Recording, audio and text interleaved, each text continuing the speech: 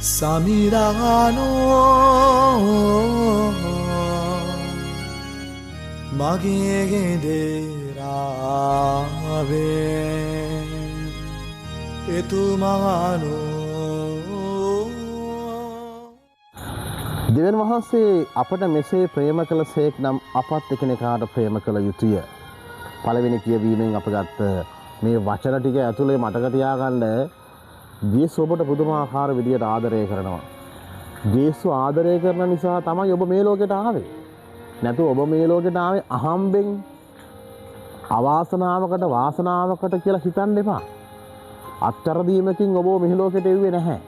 ඔබව මේ ලෝකෙට ජේසුස් එව්වේ ජේසුස්ට ඕන වැඩේ ඔබ ලව්ව කරව ගන්න. ඉතින් මොහොමද සරලව කිව්වොත් ජේසුස් දන්නවා ඔබව ආරක්ෂා කරගෙන සැලැස්මකට අනුව අරගෙන යන්න. මේ මොහොතේ වෙන පොඩි වෙනස්කම වුණත් ජේසුස්ට අවශ්‍ය සැලසුමේ කොටසක්. ඔබ අසනීප වෙන්නේ යම්සේද? ඔබ ගෙදර ඉන්නේ යම්සේද? ඔබේ රැකියාව නැති වෙන්නේ යම්සේද? ඔබේ බයික් එක කැරෙන්නේ යම්සේද?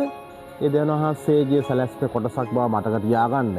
ඔබේ සැලැස්ම ඉටු නොවුනා කියලා කලබල වෙන්න එපා. අවශ්‍ය වෙන්නේ ජේසුස්ගේ සැලැස්ම ඉටු කරගන්නට ඔබ දක්වන දායකත්වය සහ කැමැත්තයි. අපේ ජේසුස් පිටයි.